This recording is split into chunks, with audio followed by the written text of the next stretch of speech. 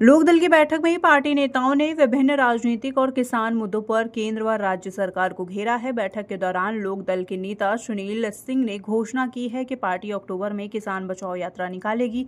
उन्होंने कहा है कि चुनाव प्रक्रिया को अधिक पारदर्शी बनाने के लिए मतदान बैलेट पेपर से कराया जाना चाहिए। उनका आरोप है कि ईवीएम से होने वाले चुनाव पूरी तरह पारदर्शी नहीं माने जा सकते हैं। उन्होंने यह भी कहा है कि इंडिया गठबंधन भविष्य में भी एकजुट रहेगा और मिलकर चुनाव लड़ेगा।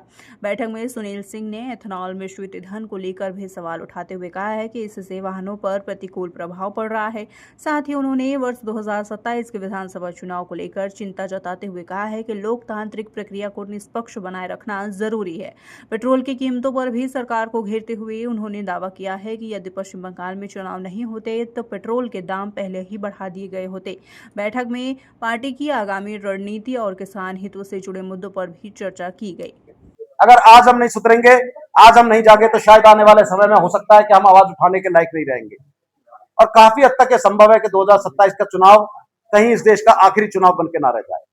तो आज इस देश में जो चुनाव के हालात हैं, लोकदल जो इंडिया अलायंस का सदस्य है, आज के जनता को और लोकदल के सभी कार्यकर्ताओं के माध्यम से आज ये है कि भाई ये समय एक बहुत ही विषम परिस्थिति है देश के सामने। देश की अर्थव्यवस्था चौपट हो चुकी है, देश की अर्थव्यवस्था सबसे निचले स्तर पर है, उद्योगों का हाल बेहाल है। हर आदमी, हर वर्ग, चाहे व्यापारी हो चाहे कोई हो, सिर्फ चंद उद्योगपति अडानी अंबानी जैसों को छोड़कर सारे के सारे देश पूरा बर्बाद है, पूरी बर्बादी हो रही है। किसान को एमएसपी का भाव तो मिला नहीं और किसान अपना रोना रो रहा है। मजदूरों को नरेगा खत्म कर दिया गया, मजदूर परेशान है। तो आज पूरे का पूरा किसान, मजदूर, नौजवान जो आज इस देश का आलम है, तो आज पूरे का पूरा इस देश का लोकतंत्र जो खतरे में है। और डॉलर का दाम 96 रुपए और 98 रुपए, पता नहीं कितना रुपया हो गया। और पहले एक जमाने में हमारे प्रधानमंत्री कहते थे कि डॉलर का दाम गिरता है तो दिल्ली से गिरता है, आज पता नहीं कहां से गिर रहा है। प्रधानमंत्री जी तो जवाब देंगे नहीं। लेकिन आज देश की अर्थव्यवस्था पूरी तरह बर्बाद, पूरी तरह चौपट हो चुकी है। और ऐसी चौपट अर्थव्यवस्था में इंडिया अलायंस और लोकदल उनके साथ मजबूती से किसानों की आवाज उठाने के लिए, मजदूरों की, एक पूरे के पूरे देश के परेशान लोगों की आवाज उठाने के लिए उत्तर प्रदेश में 2027 में इंडिया अलायंस की सरकार बनाएगा। और सरकार बनाने के लिए हम लोग सब मिलकर आपस में एक इंडिया अलायंस की सरकार जब बनेगी तो इस देश का रास्ता 27 का रास्ता 29 तक जाएगा। और जो भारतीय जनता पार्टी ने इस देश में लोकतंत्र की हत्या करी, वो इस देश की लोकतंत्र की हत्या को रोका जाएगा।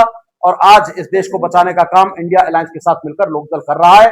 और चाहे आपका E20 का मुद्दा हो, जिसमें आप सब लोगों की गाड़ियां खराब हो रही हो, अभी आप आए होंगे, अपने पेट्रोल जबरदस्ती आपको E20 थोपा जा रहा है और कहा जा रहा है कि किसानों का भला होगा उससे।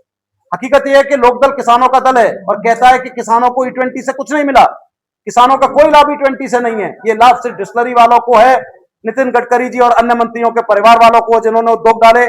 किसान को कोई लाभ इस E20 इथेनॉल से नहीं मिल रहा, बल्कि अगर 1 लीटर इथेनॉल बनाने में 2,500 लीटर पानी जा रहा है तो किसान की खेती तो और बर्बाद हो जाएगी आने वाले समय में। तो आज इथेनॉल के दाम पर, और किसान हमेशा इस देश का कहता है कि अगर आम लोगों के नुकसान पे किसान को आमदनी करनी हो तो किसान कभी अपनी आय बढ़ाने की बात नहीं करेगा। किसी का गला काट के, किसी का नुकसान करके किसान अपनी आय नहीं बढ़ाएगा। किसान अपनी आय तब बढ़ाएगा जब समाज खुश होगा, आपकी गाड़ियां अच्छी चलेगी। और आज बड़ी बड़ी बातें करके विदेशों से ये खत्म हो जाएगा, अब विदेशों का हम कम आयात करेंगे। अरे इंजन जो सर्किट जो यूनिट है जो हर गाड़ी में लगता है, आज भी इस देश का मोदी जी का make in India, made in India नहीं बना पाया। आज भी हर गाड़ी में लगने वाला ECU